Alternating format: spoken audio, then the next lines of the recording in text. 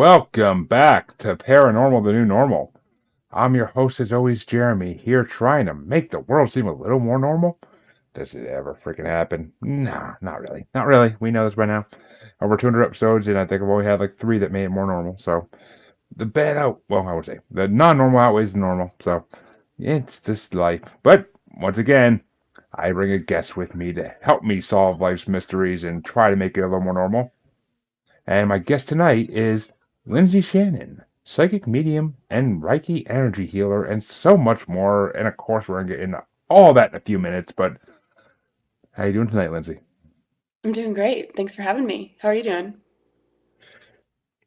Living the life, living a hectic life, but banking podcast episodes this week. Yeah, that's right, folks. Third interview of the week out of five. Woohoo! It's what a week. But you know me, folks. I love to talk about this stuff every day, all day. So it's not really a punishment. It's more of a reward to me. But so let me ask you the question that everybody at the show gets asked first. What brought you down the paranormal spiritual path that led you where you are today? Um, the simple answer is I think I've always had an interest in ghosts, I guess, and like magic. So like growing up watching Harry Potter and things like that, I think I always knew that that interest was there. And then the older I got, I kind of had some weird experiences that I'm happy to talk about. And I think my interest just grew because of that. I wanted more. I wanted to know more and how I could interact with it. Well, I mean, good answer. Good. I like the short answer. Uh, of course. Now the question I have to ask is, which house would you have been in? Is what? Oh, which house? Which? I want to say Ravenclaw, just because I feel like they're a little more mysterious and smart. What about you? Yeah, I mean, I see. This is a debate for me always. I wouldn't be Ravenclaw. I wouldn't be Hufflepuff. I straight up would have the straight up Harry Potter debate in the beginning of should I be in Slytherin or should I be in Gryffindor? I have a feeling it might lean more towards Slytherin. I have a feeling just because my personality. But I mean, Fair enough. it's just the way it goes. I mean, I'm fine with it either way. Personally, I would start my own damn house, but that's also my personality talking. That's my ego. That's my ego talking. It likes to talk a lot. So, so when did you start realizing that you had abilities? Like at what age was that? Um, I guess I was like little telling my mom, like my room is haunted and like showing her like, like come in here, like I'm seeing shadows, that kind of thing. But I think I would say maybe like middle school-ish, I knew there was like something going on just because like physical objects would move and like my sister has actually been there for quite a few of those instances. So she's kind of somebody that I can check in with from time to time and be like, that happened, right? Like, I'm not crazy, like you saw that too, kind of thing. But they really started opening up, I would say, maybe like in the past 5 or 6 years. So pretty recently, I would say I'd put more effort into them. So you actually had a poltergeist in your family house growing up. That is amazing. Kind of, yeah. I mean, not all poltergeists are full blown destroying things type. They're not all peeves. Put it that way. They're not all peeves, but they who they left out of the damn movies. But we won't get into that. But I mean, yeah, they're not all bad. So it was. I mean, if physical objects are moving, that's technically a poltergeist. So, yes, Yeah. that's one way to wake up to it. Yeah, that's true. I mean, it wasn't anything like crazy or like scary usually. I mean, I say that now. At the time it was probably scary just because the first time it happened it was in our garage. We were like looking for a bike pump and we scoured like every inch of that garage and we turned around and the bike pump was like in the middle of the room. So that was scary, it's like jarring to see something like that. But nothing was like thrown at our heads or anything crazy like, that happened in the movies. Well, thankfully, Yeah. small miracles. Yet. But so you said 5 or 6 years ago your abilities really started to awaken. What was that? What was that spiritual awakening like? Because 5, 6 years ago, I mean, that was kind of actually it's kind of surprising because okay, well, not really surprising, but I guess you weren't one of the COVID awakeners. But I mean, a lot of people awoke during COVID. That's been a big topic on this show. But you apparently kind of awoke right before COVID, which is interesting in its own way. Yeah, I mean, I guess COVID is probably a decent benchmark. I started noticing like an awareness, kind of like in my mind's eye opening up around then. And then I started getting more like bombarded with like sounds, or like falling asleep at night. I would kind of like hear like people talking almost like you would in, like if you were in a crowded restaurant, you can kind of like hear them from a distance, but you can't quite pick out words and sentences. And then I think just over time they kind of got like stronger, more pronounced, to where I could understand them better. Interesting. So, do you are your abilities the type where they're always kind of on, where you always can sense things, or do you have to kind of like activate them when you want to use them? To an extent, I would say they're on, in the sense that like I feel like I'm a pretty good read of people or situations and can kind of like manage accordingly. But as far as like, really tuning into somebody's like energy and like life path, and to the point of where, they expect me to tell them things in a psychic reading, I usually need some time to kind of like meditate and be still, to concentrate and have access to that.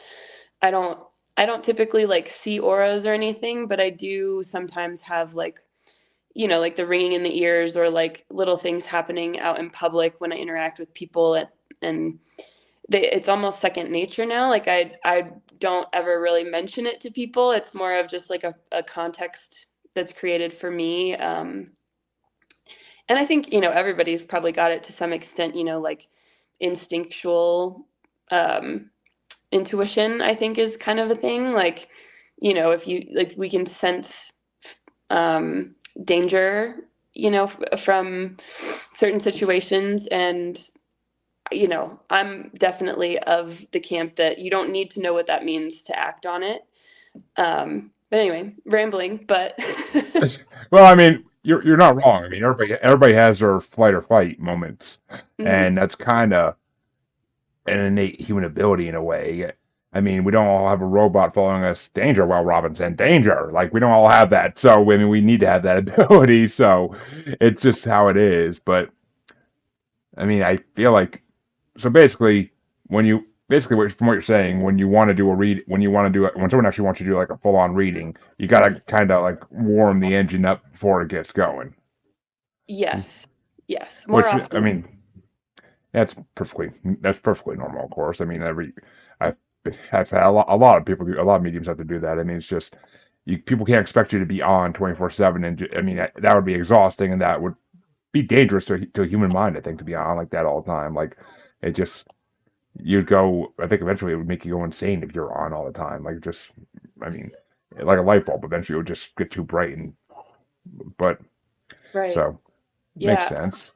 Yeah, I mean, I think boundary setting energetically is very important. I'm not sure if you've spoken with anybody about that sort of thing, but like protecting your energy bubble, kind of, so Hmm. that you have control over, yeah, like what's coming in. Because I have had plenty of readings where, especially mediumship readings, where there are like spirits and personalities involved that, they really have things to say to the person, the sitter.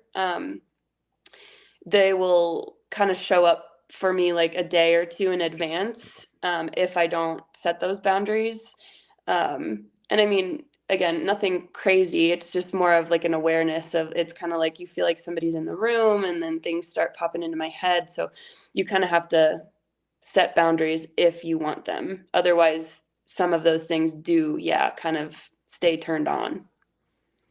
Yeah, it makes sense. I mean, and yeah, you're not the. Yeah, you asked me this, so I'll say Mhm. like I've talked about.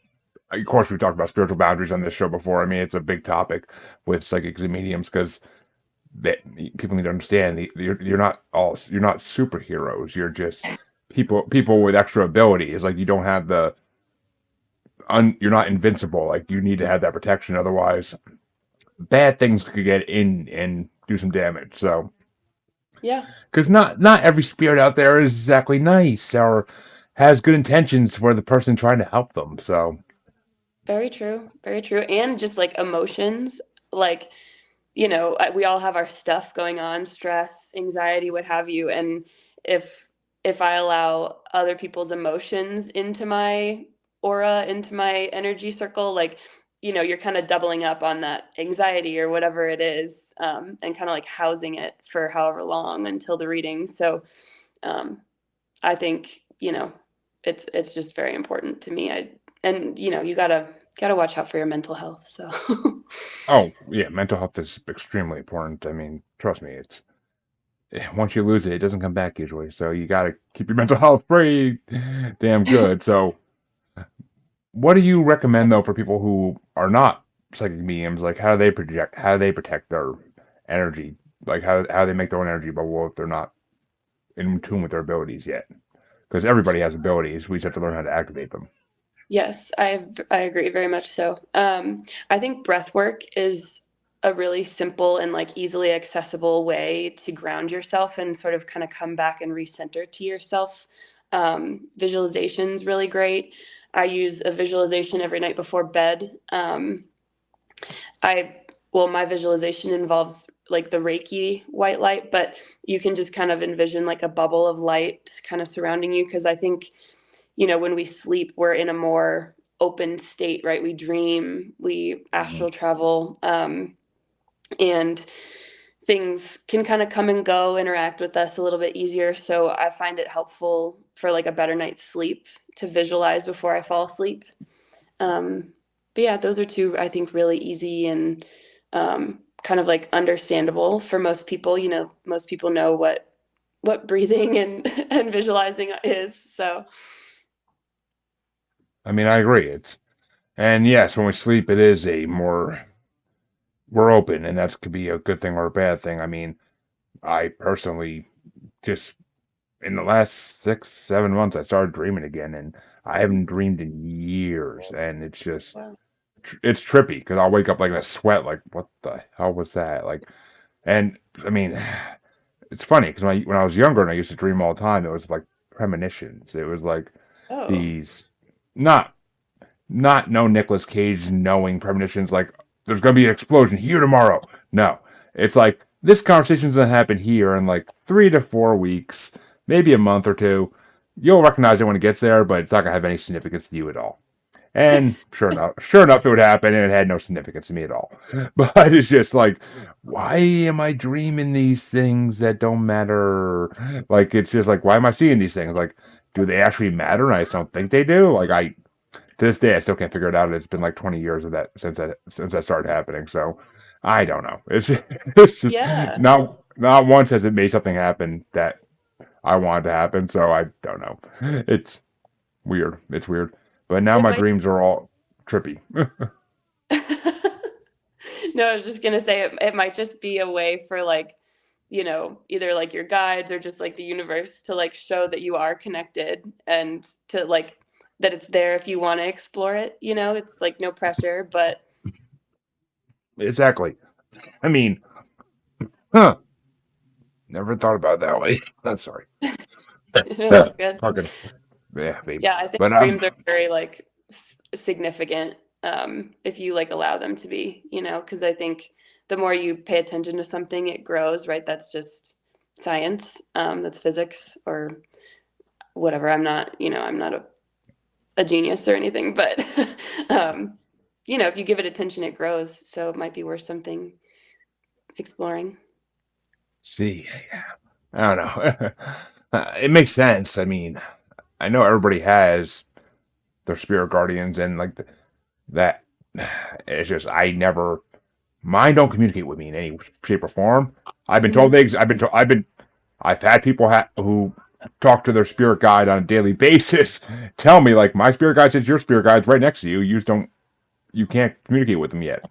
I'm like, when am I gonna be able to start? Because I would really like to know some things. Like I really would like some guidance in this life. It'd be so much better if I had some guidance in this life. But maybe I do, and I just don't know it. I mean, maybe maybe it is those little instincts that I get, those nudges that every human gets. That it's like you have to do this, and it's like okay, I'm gonna do it, but I don't want to do it. I'm gonna do it, but I don't want to. But it's in I don't know. Usually makes it work out for the better somehow. But Totally. It so could just um oh, go ahead. your dreams, like I feel like if you asked them to like send you messages in your dreams, like if you already know that that's like a gateway for you, might, I don't know, just some food for thought. Maybe I'll have to do that. Maybe I'll have to do that. I definitely am. I could try that. Can't hurt. Yeah. Hopefully, hopefully. But you gotta be a skeptic. You gotta be. But Try. so I mean, well, in my personal opinion, everybody should be at least skeptical of everything because if you, my one of my high school English teachers had a famous saying on a plaque in his room, and it said, you believe nothing you hear and only half of what you see. So I mean, skepticism is and that saying to me has always been genius because it's true. Like you shouldn't believe anything until you see it, and then still question your eyes because Hmm. sometimes our eyes make us see things wrong for certain reasons. But Yeah. why is that star moving? Oh, it's not a star. Oh, it's a star. Okay, go back to bed. But Yeah. it's I mean, I don't know. I feel like skepticism is healthy for people. Like they need to have it. If people believe everything they hear, everything they see, then it's just what are you really doing? Are you just going through the motions, or are you trying to actually figure stuff out? Like that's my with life in general. Like that's just my theory. But Yeah. So how do you explain like the gut feelings then? Like you were saying, you feel like they typically help things work out for the well, better. You can't see those. I mean, you can see them in a way, just not with your eyes. You see Okay. them you see them with your mind. You see them Hmm. with you see them with your inner mind. It's just that fight or flight instinct is a natural thing. We don't see it coming. We don't see it. We don't get warning. It just happens. And same as if you're driving and you get that feeling all of a sudden like I should slow down. I don't know why, but I should slow down. And Hmm. oh gee, you could have been in an accident if you didn't slow down. If you went another 20 feet without slowing down, maybe you would have gotten in an accident. Who knows? Maybe by you slowing Yeah. down, you avoid it. You avoid someone, or I've had it happen like on a almost almost on a biweekly basis, at least once, where like I'm driving on the highway to work or something, or on my way home, and I'm just like, you should slow down. And then as soon as I do, the car in front of me slams on their brakes, and it's just like, okay, Listen. That's yeah, crazy. I mean, and maybe that is our spirit guides in a way, like nudging us on in a way where we won't know it's them. Maybe it's Yeah. your guardian angel, or whatever you want to call it, like whatever your belief system is. But Hmm. maybe it is just something looking out for you, and that's the important thing. I mean, we all need somebody looking out for us because Lord knows that not all humans can be trusted, and there's not always other humans around to guide us. So we needed Right. things outside this world. So and that belief's been there for thousands and thousands of years. So I mean, it's got to have some basis to it in reality. Yeah. I So would think so. so let me ask this before we'll jump into the Reiki stuff in the second half of the show, of course, because I like to save that for last because Reiki is a fun topic for me. But Yeah. in your mediumship, because I'm assuming you do it as a career to some degree, right? Hmm. Yeah. So I always like to ask this to psychic mediums. What was the one, and you don't have to give names, of course, ever. I don't expect that. Yeah. But what was the one reading you did that had you so awestruck, like could be in tears, could be just massive sadness or tears of joy, whatever, which way? That's the first one. And I'll let you Okay. answer that for in a second. But Um, I think, well, two kind of stand out, and I think it's because it was earlier on in my mediumship that I was learning, and I think it really kind of blew my mind, to really see how my body could interact with spirit, and really in a really intellectual way, like a really smart, conscious way. I had one, sitter who's, I think it was like a great grandfather or something, pass, in a mine fire, and my body, like I felt like I was like breathing cold air. So that was super interesting. It was just like really hard to breathe, and like almost overwhelming. So it was really, kind of awe inspiring to have her validate that. And then similarly, and honestly, tragically, I had, a friend who I read for that had a friend pass before his time, or he had a hand in his own passing. Oh, And so that always a was, hard one. Always a hard one. yeah, I think that one sits with me probably the deepest. I got along really well with the sitter just on like a personal level, and I think for that reason, like her friend came through very strongly, and I felt very connected to him, kind of like in some time after the reading as well. So I don't know. I'm just always honored with how much the spirits are open with, and how much they're, I mean, how much the sitters are open with as well, but just how much can really come through if you let it, if you let that connection, um, be open. But yeah, I think I would say probably the one with my friend who had a friend that passed tragically. Excuse me. Yeah, I mean, it's hard to even talk about those, but I mean, because those are just always so tragic endings where something like that. I Hmm. mean, especially for psychic mediums who are reading like into this, like to see that on a spiritual level is a whole nother thing. Like hearing about it's one thing for sure. I mean, it's gonna make everybody sad. Everybody gets upset about it, of course. Natural. That's natural. But to actually see it on like the spiritual side, or to see the spirit after, that's a whole new level that most of us, including myself, will probably never understand that. We'll never truly understand what it's like to see that. And every time I've heard a psychic talk about it, it's always a heartbreaking experience for them. It's always like something they remember for the rest of their lives. It stays with them. It's not, I mean, I've talked to psychics who have been seen over 5,000, 6,000 clients in the time they've been doing it, and those are the ones that stand out. Like, well, those and some of the more terrifying ones, of course. But I mean, Sure. Yeah, the emotions that they give you to like validate, are always really hard for me. I always like preface my readings with like, I usually cry, like it's never a bad thing. It's usually just like information or love coming through. Um, but I mean, yeah, like to your point, it's also a hard, like any medium, I'm sure will tell you like you're constantly evolving, constantly learning, right? Like the language of spirit is, not always the same person to person, and you're kind of just this active translator doing the best you can. So in a sense, you're always learning, and I think I take it very seriously that, you know, I don't ever want to like overstep and, discuss anything that seems, insensitive, just because I'm trying to learn in this space. Like, they're here to receive the messages, and that's the priority. Um, but anyway, I hope that makes sense. It's just like I take my that position very seriously because you're delivering such sensitive topics a lot of the time.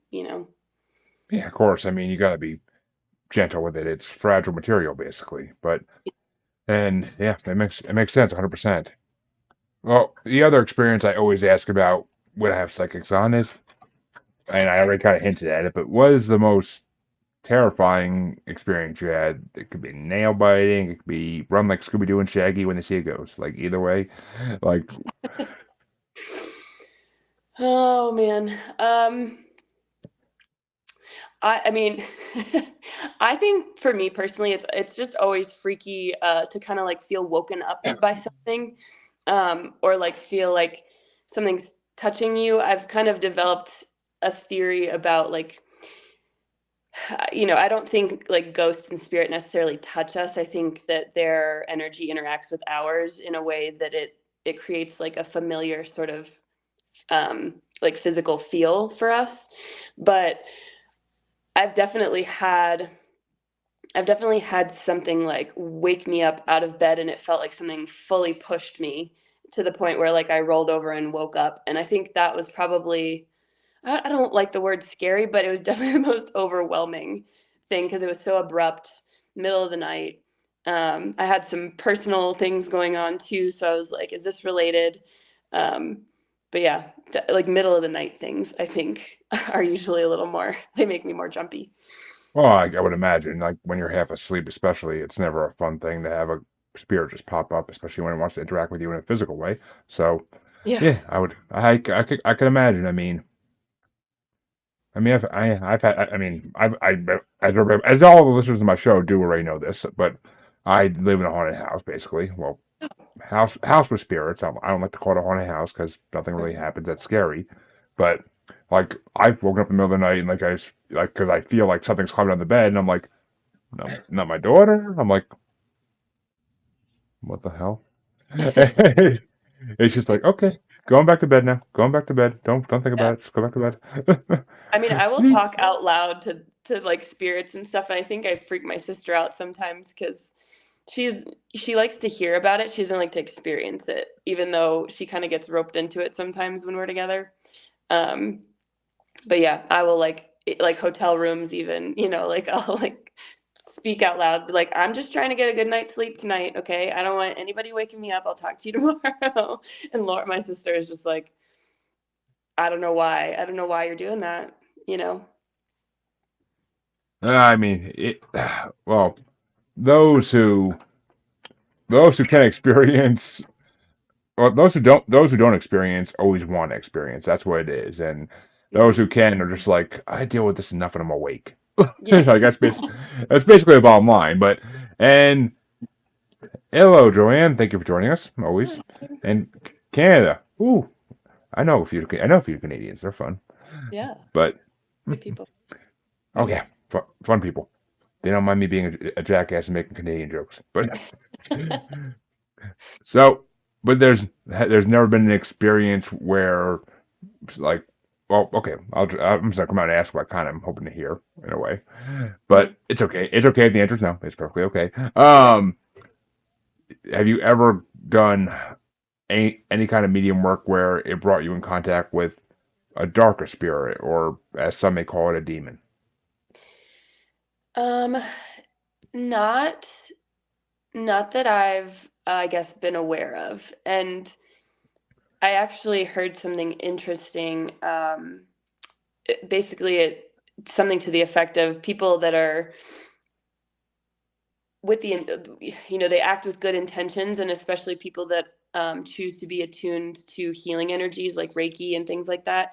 Um, it's almost like they kind of like miss each other, like they're not on each other's radar.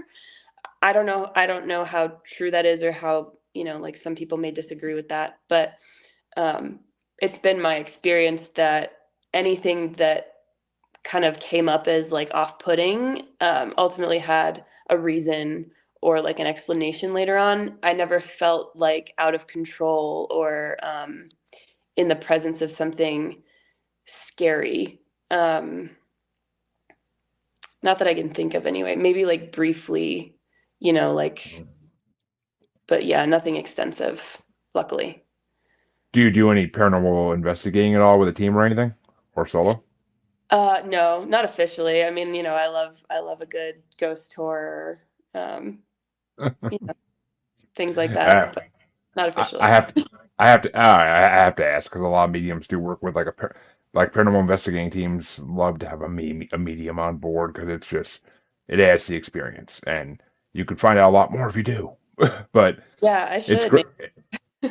I'm sure there's some in the area wherever area you live in. I'm sure there's some there. There are some in every part of the world. So Mm, it's a big thing nowadays. I mean, the network guy that I'm streaming on right now, Parapost, actually does like a global ghost hunt every year where the teams from all over the world like all go ghost hunting the same day. So that's and cool. and they and they all broadcast it. So it's like basically a channel where you can switch back and forth between different streams of people investigating. So That's it's really yeah, it's cool. It's a cool thing to do. I think they started in 22 and then they did it in 23. Actually, no, they started in 23, I think, and then they did in 20. Oh no, they had to start 22. Yeah, because I know they've done two of them already. So yeah, I think okay. it started in the fall 22, and then they did it again in 23, and probably gonna be an annual thing at this point, I'd imagine. Yeah. But all right, let's start. Let's head into the Reiki portion of this because Okay. I am a lover of Reiki. So Are when you? did you? Oh, I'll I'll get into that in a little bit. Trust me. It's one of those things I have to bring up every freaking time, much to my listeners' dismay, probably. But Love it. they're probably like this again. But I mean, when did the Reiki part of you awaken? Like, because I know it usually happens at different times. So when did that awaken in you? Yeah, the Reiki actually was I think like one of my first official like development steps, I would say, because I hadn't really heard much about it, didn't really know much about it. I was actually more interested in like clairvoyance specifically, like you said, like seeing with your mind. Because I kind of felt that awareness like expanding. So I was looking up, just looking, like, Googling, trying to find what I could on the internet. And I came across a Reiki website that was kind of doing a good job of explaining the different clair senses.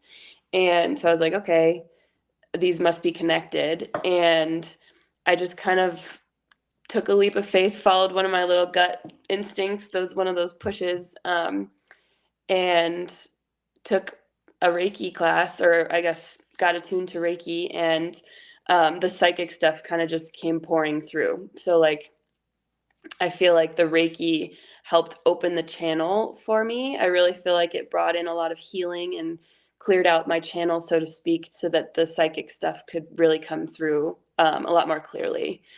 So that was probably a few years ago. I mean, 5 years ago, something like that.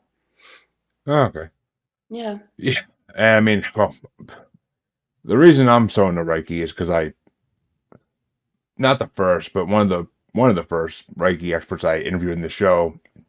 God, has to be almost a year ago now. It has to be almost a year ago, and like we had a we just recording the episode. We ended up having like a connection, kind of like we could tell Mm-hmm. at the end of the episode. She's like, she's like, if you're interested in Reiki this much, she's like, I could work with you for a period of time, and and we worked out a deal, so I could do it without having to, spend money I don't have. and and yes, folks, I am talking about Jassy. Those ads you heard for 6, 7 months of my podcast, 4 episodes. That was her.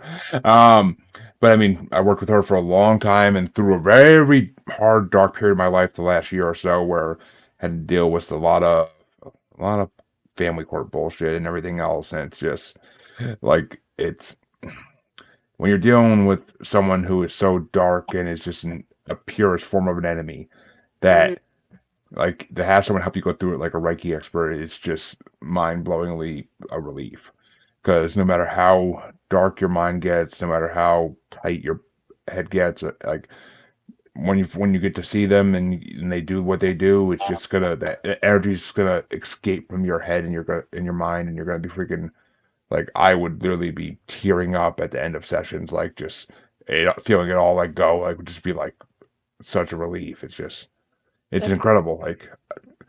And I'm not gonna lie, the first few people I interviewed who do Reiki, I wanted to believe them, but part of me was also like playing the skeptic and like sure. I don't see how this would work, especially like over Zoom and stuff. And then Mm-hmm. wham bam, thank you, ma'am. I found out the physical way that it works. Like holy crap! Like when you can actually feel it working, it's just mind blowing. And I advise everybody out there, if you haven't had a Reiki session done, get one done. You do not know what you're missing. It's a cleanse that your body needs, your emotions need, your mental health needs. Like it's just, and whew, Totally. I love that that was your experience with it too, because that was mine. I actually was a skeptic like way back. I can't remember if I got a session done before I looked into like getting attuned to it, but my first session that where I was receiving the Reiki, same thing, like mind blowing. I was like seeing colors and like all kinds of stuff. And I was just like, what is happening? I was not, I've always been open to these kinds of things, but kind of to your point, like it's hard to wrap your mind around how universal it is and like how people can do it over the phone and over Zoom and from a distance, and have it still like, work really, really well. I mean, it's almost scary in a way how well it works. Like it almost like makes me jump back and be like, yeah, I don't know. Like that's crazy how that worked. Like, and like after the first one, I mean, it's like anything else. You do it enough, and you start getting a little numb to the effects of it. But I mean, it's after the first couple, it felt like there was actually something missing from inside me, like when I got done. Which Hmm. I mean, there was, but it wasn't something I want inside me anyway. So I was happy it was gone, but it's just like you feel like there's something missing inside you for a while after the first couple times. Then eventually, after 5, 6 sessions, like you don't even feel that missing anymore. It's just gone, and you know it's gone because you can feel it's gone. You felt it leave you. So Hmm. I mean, you're always going to feel it leave you. That's the scary part. That's not even the scary part, but that's just like the creepy part. So you're always going to feel it leaving you. And it's just like, like Right. Consistent results.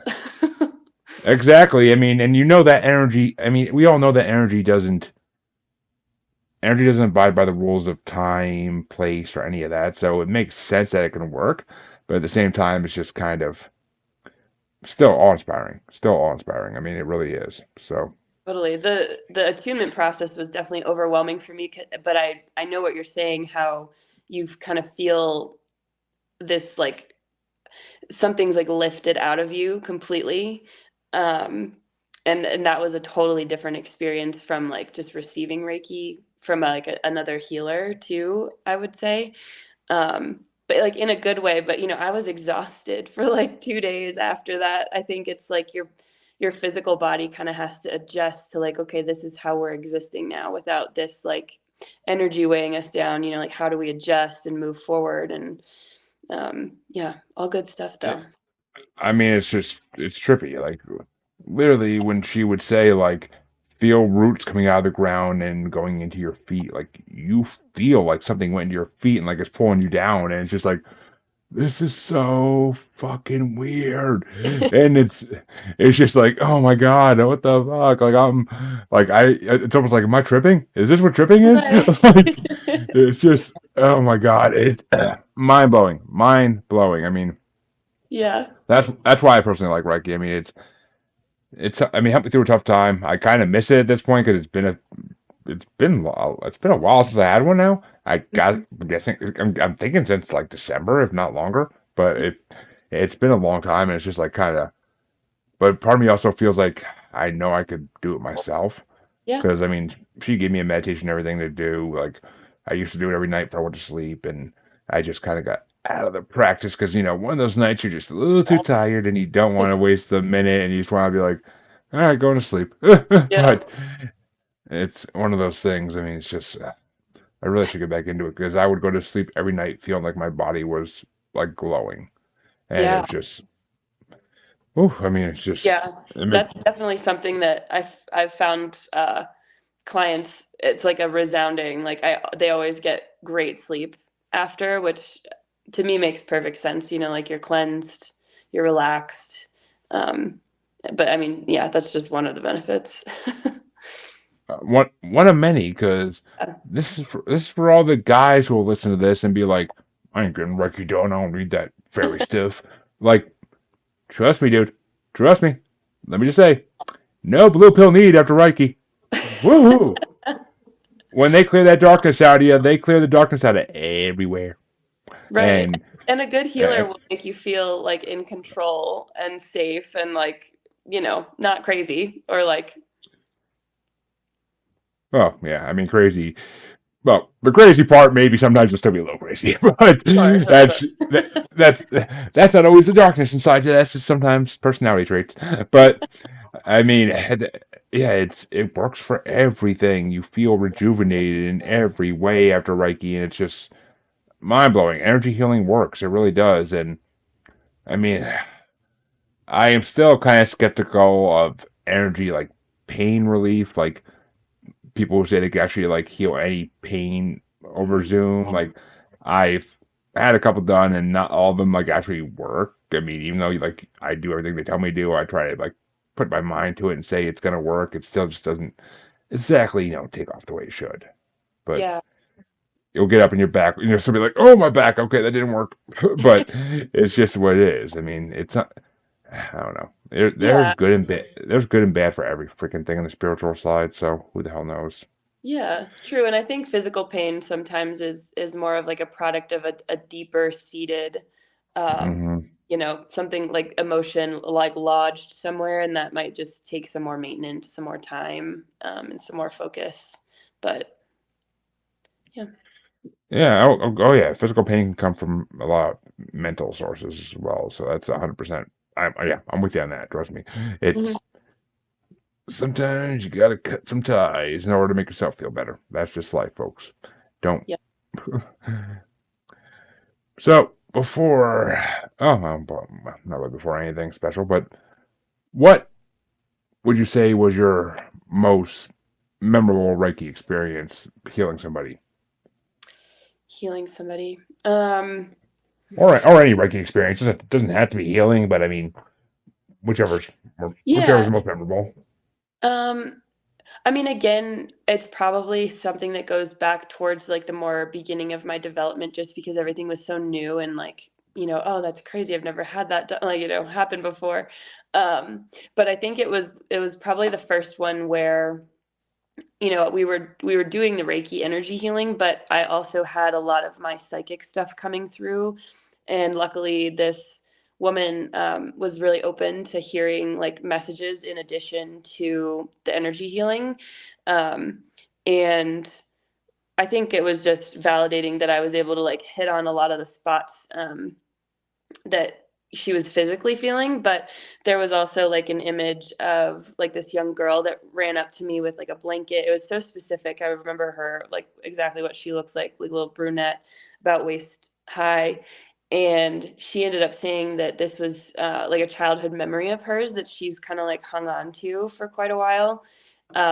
So I think that was something that really stuck with me, just in the sense of like, um, something that was coming through that really needed attention. You know what I mean? And that it was getting taken care of in the Reiki session, and it was just being acknowledged like via an image that I was able to like portray to her. So that was really special. Sounds special. That's awesome. Uh, that's what I love about these type of stories is when it's helping people, it makes it all the better. Like that's what you hear. That's what people hear a lot of this show is just stories about people being helped or even animals being helped. I thought animal communicators are one of my favorite freaking topics in this world. I don't know. I like hearing stories about people helping horses and dogs and stuff. The exotic animals. That's what I'm always looking for is the exotic animals they work with. Like it's just like that's what I want to hear. Tell me about working with a monkey. Tell me about working Yeah. with a snake. Like, and I hate snakes, but tell me about working with a snake because it's hard. Like it's hard. But actually, I think I even used parcel tongue in one of my episode titles because the guy worked with snakes. So. That's awesome. I know. I wish I was more, I guess I'm more of like a nonverbal like animal communicator. I don't necessarily like claim to be able to like verbalize their thoughts and emotions, but I do remember when I was getting attuned to Reiki, it like, just out of curiosity, I kind of like tried to like send a little my dog's way. He was just like laying Hmm. on the couch with me, and he like sat up immediately. I thought that was so interesting. I'm like, okay, so like animals are very sensitive. They feel what we feel, even more so probably. Oh, your dogs know if you're having a bad day without you even having to do anything outrageously in front of them. Like it just they can just sense it. Like they can sense that something's off. Just your mood when you walk in the room. There's like, huh? Right. Huh. But it's just my dogs can do the same thing. Like if I walk down the basement to like feed them dinner or something, like they'll look at me and they'll be like they're either running around because they know I'm like in a decent mood or they're just standing there looking at me like, what's wrong? What happened today? Yeah. Tell us, Yeah, I guess. give us our, give us our damn food, but tell us about it. Right. Yeah, no, I mean, I guess just as you were talking, like I do get little like inklings of like my dog will look at me a certain way and I'm like, oh, you need this or whatever, and it's like you can't really explain how you know, but you just know that that's what they need from you.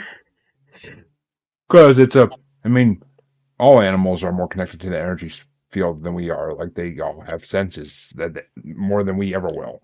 That, well, at least most of them. I mean, I'm sure there's some animals out there that just, what was the one? Oh, an animal medium told me about one animal that just didn't.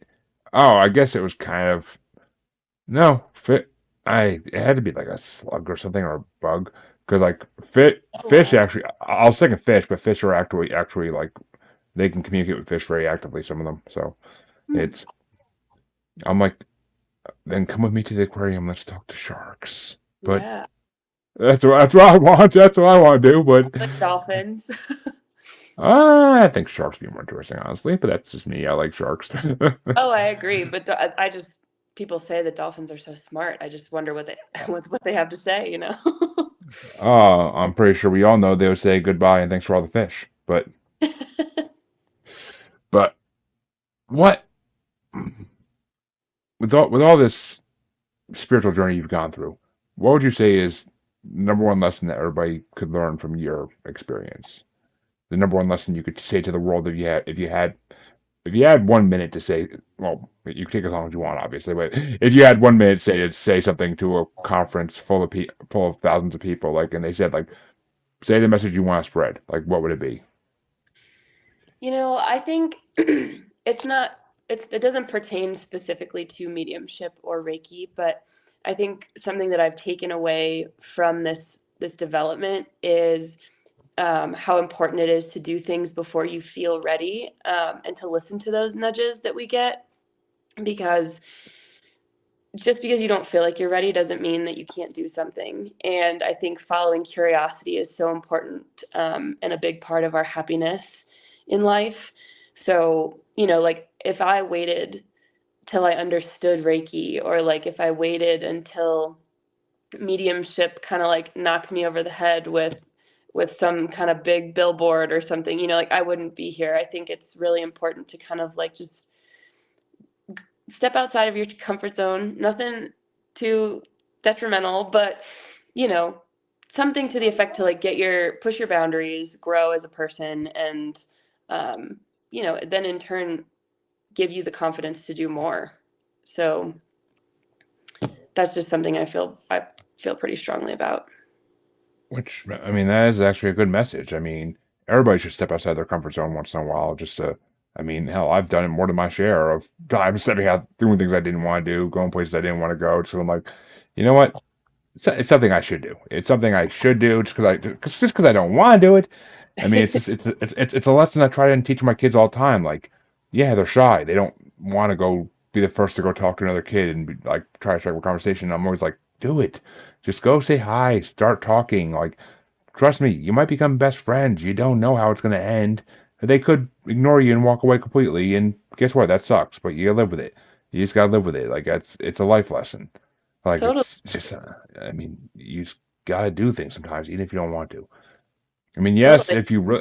if you really have a bad feeling about something, folks, then don't do it. Obviously, there's warning signs and red light and red flags and red lights for freaking reasons here. So come on, don't do stupid shit. If you're getting the feeling, don't go home with that guy at the bar. Don't go home with that guy at the bar. Just saying. But you Amen. don't want to end. You don't want. You don't want to end up the next Dateline. But Right. extra. But yeah, I mean, it's. Yeah. But that's a good message. I really do agree with that. So now that we're at the tail end of the show, Hmm. this is the part where I like to get a little not hypothetical to a degree, but also just more Yeah. opinion. As a medium, as someone who deals with the afterlife all the time, Hmm. what do you think happens after we die? I'm dying to hear your theory. This is an interesting question. I was actually just talking about this with some friends the other day. I I haven't seen firsthand, like visually, like anything cohesive other than something that I kind of associate with being a happy place, and that's nature. I find that a lot of um, my spirits that I communicate with kind of tend to come in on this plane where happiness comes from like a connectedness of like to nature specifically. So I tend to think that when we pass, our energy carries on in a way that we get to feel wholly connected to everything again. And there's no kind of like want or like missing anything anymore. It's kind of hard for me to say what that would like visually look like. It's more I my experiences with psychic communication and things like that is heavily involved with just feeling emotions, and I feel like the feeling of wholeness is something that's emphasized in our next chapter of existence. I can't say what comes after that. I do believe in reincarnation, but I think as far as like envisioning an afterlife in the best way that we can as humans, I would say just a feeling of wholeness and connectedness, and just having everything that you need emotionally. Um, yeah. Well, I mean, good answer, very good answer. And but you said a trigger word in there for me. Well, not like that, not that kind of trigger word, but like a word that triggers me for thoughts. But no, not that kind. I don't have those. I don't have those kind of trigger words for God's sake. But reincarnation. Mm. Do you do you think it somehow involves extraterrestrials, or do you think it's solely human? Um, I definitely feel that we are not like the only species. I think, and I've even had, psychic readings and things like that where spirit guides feel somewhat extraterrestrial, like they're coming from a different, again, buzzwords, dimension or something, like another place, so to speak. And they have a different sort of like awareness and perspective of things that doesn't feel quite as like familiar as like human souls do. So I definitely think that they are in some way involved. I'm not sure. I haven't fully formed an opinion on how, like, the workings of that go. I do feel like there's some free will involved in choosing your next assignment or whatever you want to call it, life. Um, but yes, I do feel like there are some extraterrestrial involvement there. What about you? Do you Oh, think? that's the reason I ask always is because whenever someone says reincarnation, it just is the first thing I have to ask because I've been told by many, many, many people of different planes of the spiritual realm Mhm, that it that 100% because I mean I'm a big believer in the fact that extraterrestrials has something to do with either our creation or evolving, mhm, and they I think that a lot of us are extraterrestrial spirits in human bodies because it's just where we happen to go this go around is on this planet. In mhm. other go arounds, we may have been on different planets completely. Who knows? We could have been species we don't even know exist. Yep. We could have been goddamn grays. Ugh. But but I mean, I don't know. It's just to me, it's strange. Like we can't. We're definitely not the only species in this freaking universe, galaxy, whatever you want to call it. We're not the only species. No way in fucking hell. Yeah. Whether they're ultra terrestrial, which does mean interdimensional, or they're actually extraterrestrial and come from space. It might be a mix. Might be one or the other. I don't know. I doesn't really matter to me where they come from. It's just a simple Mhm, fact that they are here. They've been here longer than we have, mhm. and there's a lot of different species that people talk to and know about. So the Truicans, my newest extraterrestrial species I've heard about, I've had two people talk to me about them, and the same day I was interviewing the last person to talk about them, the episode from the first person was releasing that day. Hmm. Synchronicities happen for a reason. I don't know if it's because they wanted to happen that way and they were trying to form the connection so everybody could see it. Mhm. I mean, apparently the Truicans are very soft spoken and not. They tend to like you to figure things out on your own in a way. Yeah. So I don't know. I don't know. No, I But mean, I totally agree. I definitely feel like I've lived lives on other planets. I should probably get some sort of like intergalactic regression done or something. But yeah, I definitely feel like they exist. They're I here. I mean, a lot of past life regressionists will just they have no choice. It just happens. Like they dive into it and there's like, wait a minute, no, this isn't Earth. But I Right. mean, I've had enough past life regressionists tell me that they've done ones where they've done starseed past lives, and it's mainly in other planets. Like it's very rarely ever on Earth. It's always other planets went to starseed. So Yeah. it's I mean, strange things exist for a reason in this world, and that's my job is to try to figure all this out. And I keep saying there'll be a book one day. It might be 50 years down the road, but there'll be a hell 50 years down the road. I'll probably have God. I'd have to have to 20,000, 30,000 episodes by that point. I don't freaking know. It'd be a tremendous amount if this kept going that long. And I could Yeah. write a book at that point, I'm pretty sure, hopefully. Couple. Maybe, but things I've heard. Right. That's basically what I would probably call it. But, well, I want to thank you for coming on, Lindsay, because I can ramble on about aliens for all freaking night and you'll get us nowhere except in down wormhole after wormhole after wormhole. So, before we go, why don't you tell my audience what you offer and where they can find you to see what you can do? Sure. I'm on Instagram. My brand is Ineffable Alchemy. So it's at Ineffable Alchemy on Instagram and then ineffablealchemy.com. I offer psychic readings, mediumship readings, Reiki sessions in person and distance, and spiritual mentorship. So for people that want something more long term and more one on one, more personal. It's kind of a combination of all the aforementioned items. But yeah, that's me. Thank you so much for having me. Oh, it's been my pleasure. I thank you for coming on. And there you go, folks. Go check it out. I mean, I don't know how much my audience actually goes to works with the people I have on, but I'd like to think it's all the time. But I really don't know. But I mean, there you go, guys. Another great person offering great services that I get to bring you. I love it. I love it. And as far as my services, you all know where you can find me by now. If you don't, fucking shame. But go check the outro if you really don't know. Everything's there. For all the watchers, yeah, you know where you can find me. You're the same 4 or 5 that watch every week, plus all the ones that drop in and out the whole show.